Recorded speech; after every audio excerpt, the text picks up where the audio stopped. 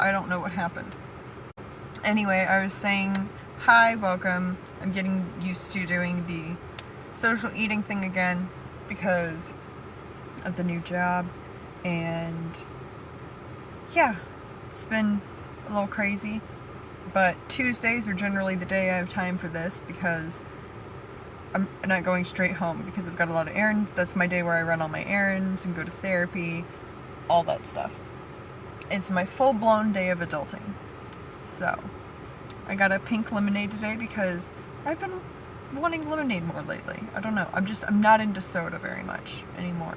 I pretty much, not long after I moved out, I pretty much just cut it completely because I was just like, it's an added expense that you don't need, you know? Oh wow, that's really good. That's really good. But yeah, I was just like, I wanted to pick up something to eat real quick because I try not to eat out a lot. And if I do, it is once a week, and it's on Tuesday. Of course, last weekend I had Pizza Hut because I was like, I've got the weekend off, and I'm gonna save myself the trouble of cooking 2 meals today. I'm just gonna have some pizza. And it was a wonderful decision, and I'm very proud of it. I just love their fries.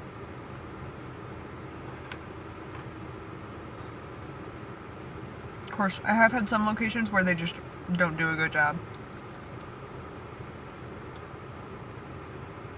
At some locations, the regular's fine, and in some locations, you ask for them well done, and then they taste better. I don't know what it is. I mean, not every location can be the same. No, the same location can't even be the same every time because there's different people working. There's a lot of variables.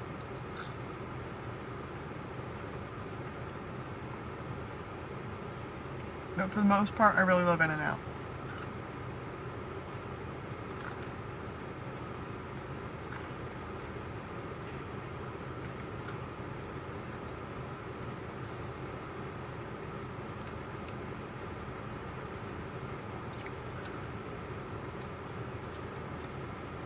So yeah, just chilling.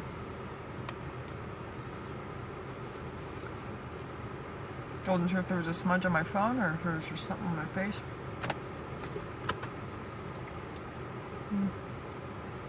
Oh, they're a little flaky.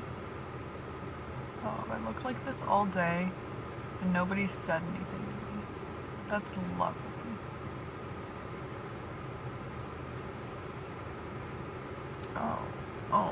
Oh, okay. Well, can't change the face you're born with. Unless you're a Kardashian.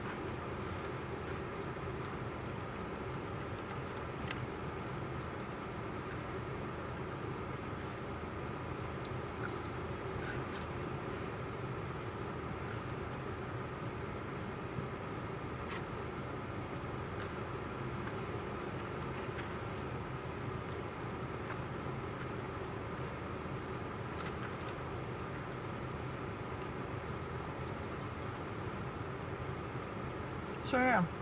Oh, and I saw Deadpool 2 this weekend. I fucking loved it. I just wish I had somebody in person to freak out with.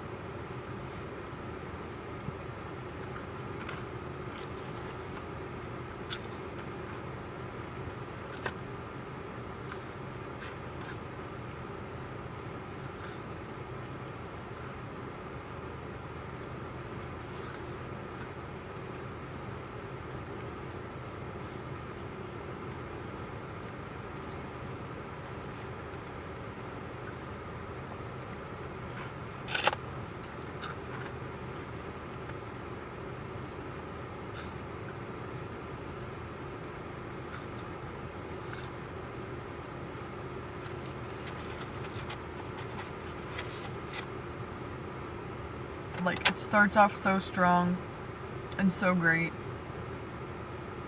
And the next thing you know, you're understanding why Celine Dion wrote a song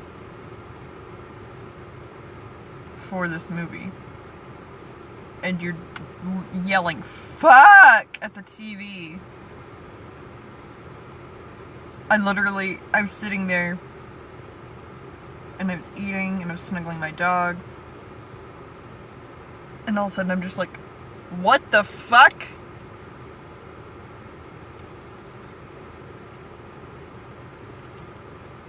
What the actual fuck?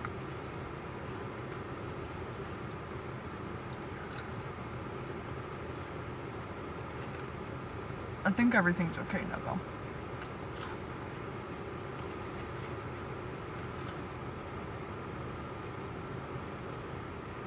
Arguably the best end credit scenes of any movie we have had in all of history.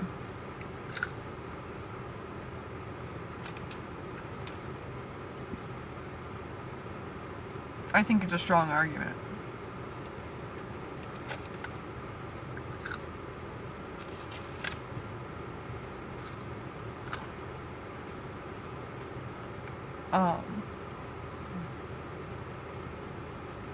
And I did really like how they did Cable.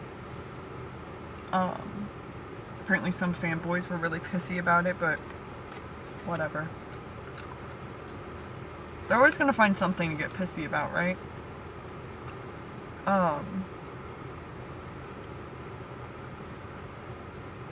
thought Russell was kind of annoying, but I mean, I also understand where he's coming from, because he was abused his whole life. Yes, Deadpool 2. I finally saw it this weekend. Last weekend. Oh my gosh, it was amazing. I kind of really want a Deadpool tattoo now. I have no idea what I want. I wish I was wearing my Deadpool shirt. I have a couple of them. Deadpool is easily one of my favorites. If not my absolute favorite. And supposedly we're gonna see Copycat in the next one. That's what Lorena said, so I hope so. I really hope so. It'll be interesting to see how they come about with that after everything that happened. Of course, I guess I can straight up talk about spoilers. I mean, it came out months ago. It's already on Blu-ray, obviously, because I bought the Blu-ray to see it. I need to watch the super duper cut, but I haven't had a chance to. I might later this week. Yeah, Domino's amazing. They did so well. I need more. I didn't get enough. She was so sassy and amazing, and I could fangirl about her so much. It makes me want to dive more into her character than I have before. I mean, they made her a woman of color with her natural hair and vitiligo. Like, so much representation. I'm just so happy.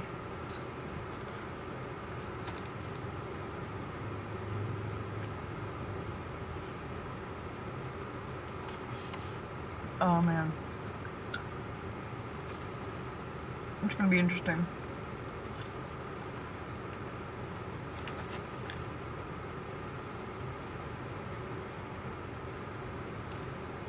I know, I was too. Until the end credit scenes. Which, some people were like, oh, those aren't canon. And it's like, okay, but they are. Because she already has interviews where she talks about Deadpool 3.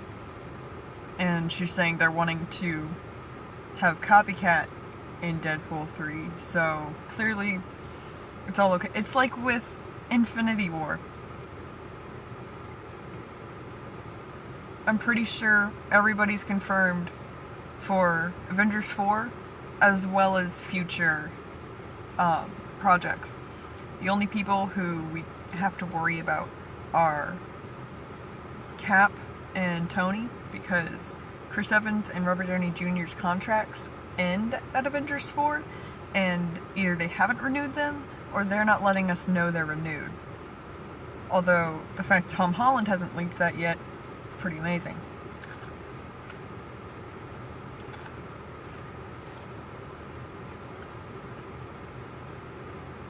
Yeah. I saw it the night it came out, and I mean, I was freaking out in the theater with like everybody else, but then walking out to the car, I'm like, we know everybody's fine. We just may not know yet how they are okay. But it was really well done. People are too hard on Thor and Star-Lord. I don't want to give away spoilers though, since you haven't seen it. But basically, they're not to blame.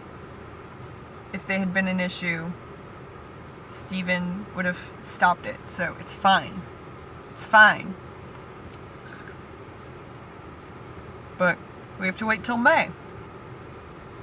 I still need to see Ant-Man and the Wasp. But I think that takes place after Infinity War. And then we don't get an actual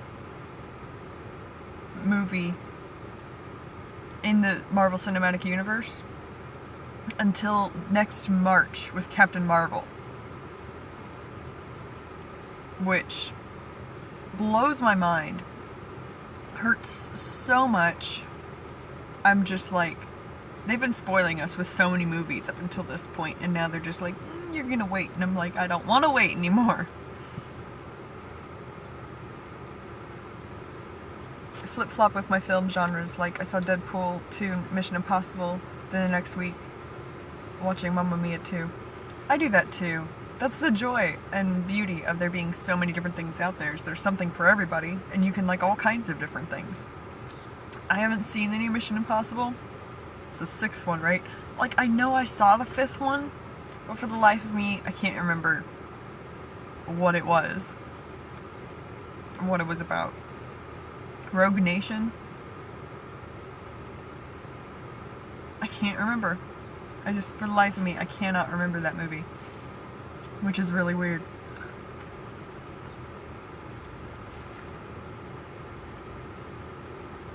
Like, the first one, they're all babies, and freaking Jon Voight's in there. Fakes his own death, what the fuck? And the second one, isn't that the one with Zoe Saldana?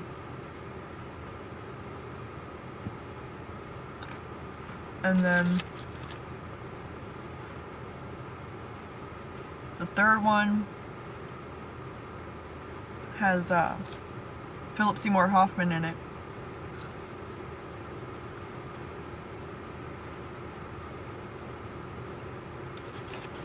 How does it not have relevance if it's the 6th one? Because I've seen all the others. But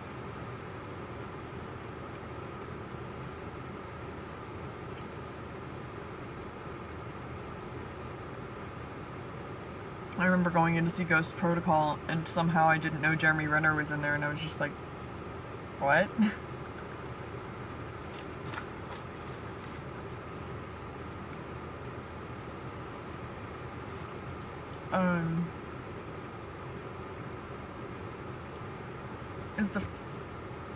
Is Rogue Nation where he thinks he has a daughter? Is that what that one is? I can't remember.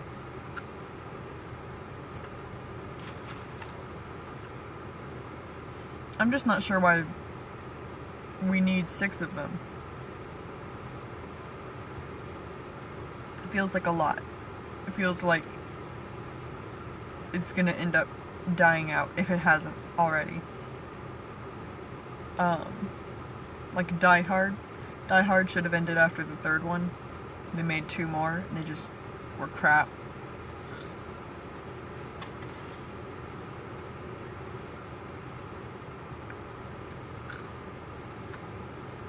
I mean, that's my opinion. There's plenty of people who liked them, but I was just like, this is retarded.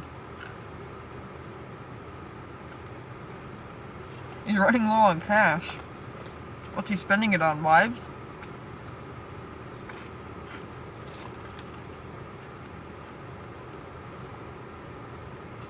I'm so bad about keeping up with celebrities. Like, unless I follow them on Instagram or Twitter or something.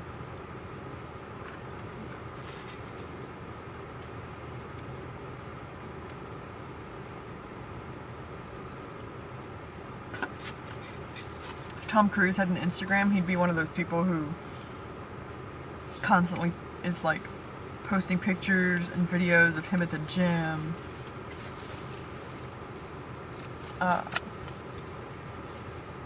Yeah, you know it.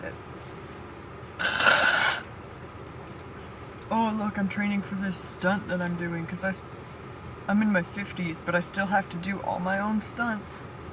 Because apparently, I just want to die.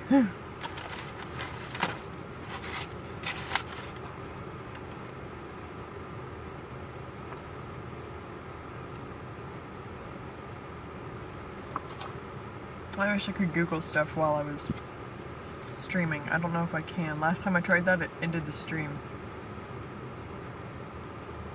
Yeah, unless it's Ryan Reynolds, why pay attention?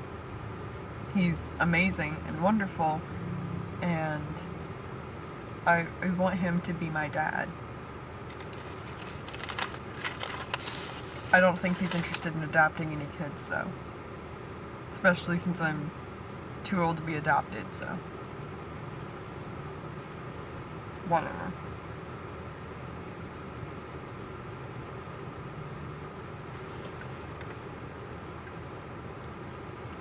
I need to see more Ryan Reynolds movies. I've seen a lot. The Voices. I really liked The Voices. It's really dark. For some reason, I didn't remember how dark it was. I just remembered it being absolutely hilarious. And then, last year, I was watching it with my friend, and she was like, this is really dark. I'm like, yeah, but it's still really funny. R.I.P.D. wasn't that great, yeah. Either has really great movies, or pretty terrible ones. Like, Green Lantern and R.I.P.D. And then you turn around and you've got The Hitman's Bodyguard and Deadpool. Amazing. Absolutely amazing.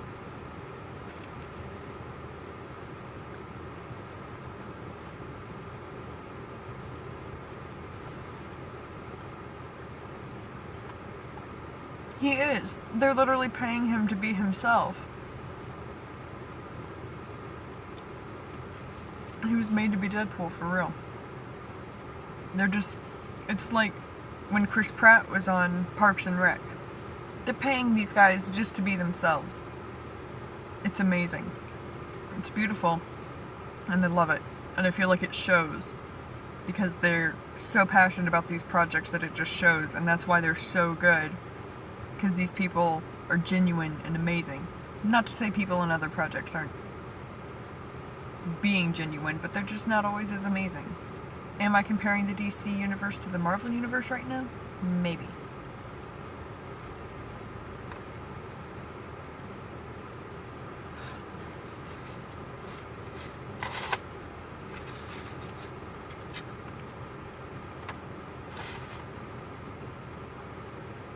Hitman's Bodyguard, though.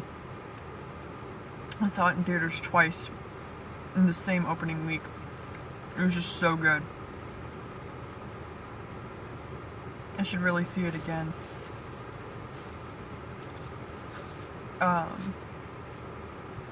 Just Ryan Reynolds and Samuel L. Jackson. You can't really go wrong with that. Also, being able to sit in the theater and make Deadpool and Nick Fury jokes with my friend was amazing. Alright, bye. Have fun, Chloe. I'm assuming it's your name. I will enjoy my lunch.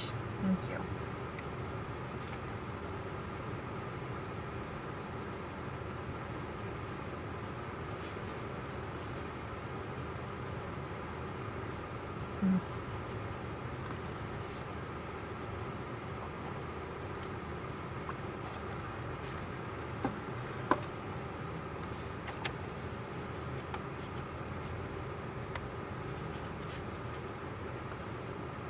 I know there's a Ryan Reynolds movie that popped up in my recommended on Netflix recently called Just Friends.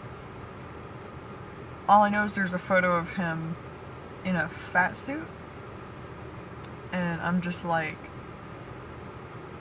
this looks like trash. But is it funny trash? Or like, oh, why can't I think of something now?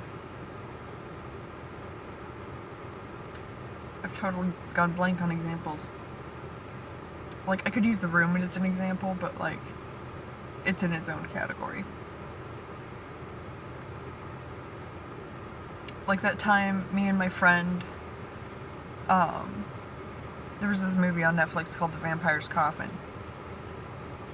And we were like, it's in black and white, this sounds hilarious. We start watching it. 5 minutes in, we realize it's all in Spanish. And the captions weren't working. So we just kind of they were like spotty, like there were scenes where there just weren't captions. And so it didn't stop us. We watched the whole thing. And it was hilarious because I think it was from like 1925 or something like that. Vampire's Coffin, go watch it. It's amazing. Old movies, always interesting to me.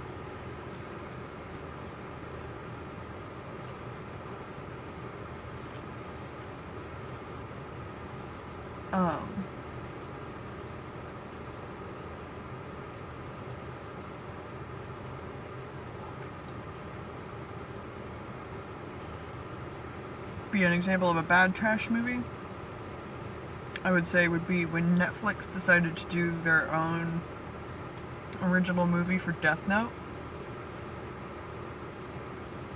I'm never gonna get those 2 hours back. It haunts me. So much went wrong. So much whitewashing, so much just... But anyway, I recently got, because Japan had done their own live-action Death Note movies over a decade ago. And I recently got the first one from the DVDs through Netflix in the mail, and I watched it yesterday, and it was amazing. And I loved it so much.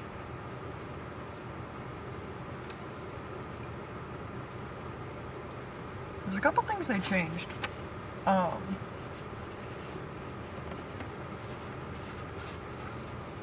was kind of surprised by, like, Ray Penbar's fiance kills Light's girlfriend and then herself. And Light planned it. Planned all of it. Like, what the fuck?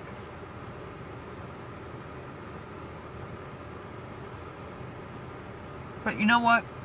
Roop looks great. And you know what else? We actually fucking see him. He's not just in the shadows, cackling.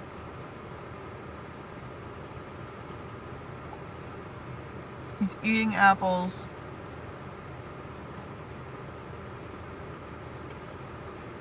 And being a lovable goofball that he is.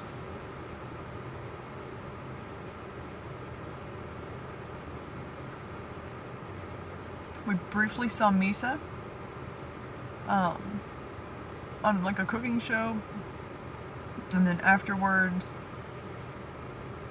this guy was gonna kill her, and then he had a heart attack and died, and then a notebook fell to the ground, and then the movie ended, and I'm like, we're only this far in. But now I get to see the next one. It's in my queue, so it'll come at some point.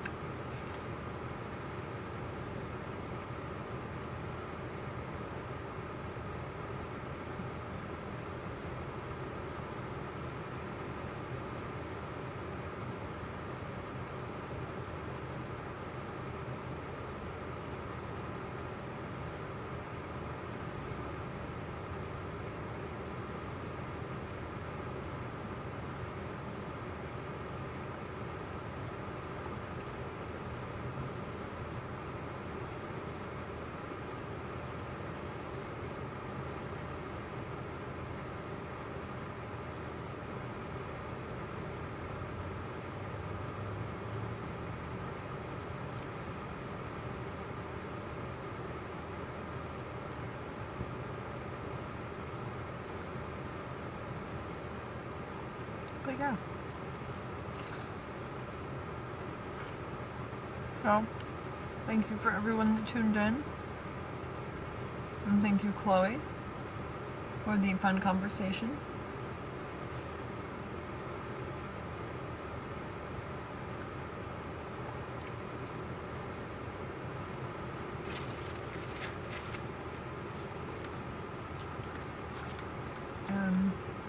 I will see you all next week. I'm probably only going to be able to stream once a week, at least most weeks, but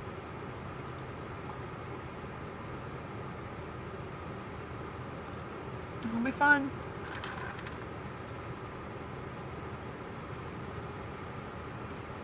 Alright. Have a nice one, guys, and stay safe out there. And stay cool. It's a hot one out there today.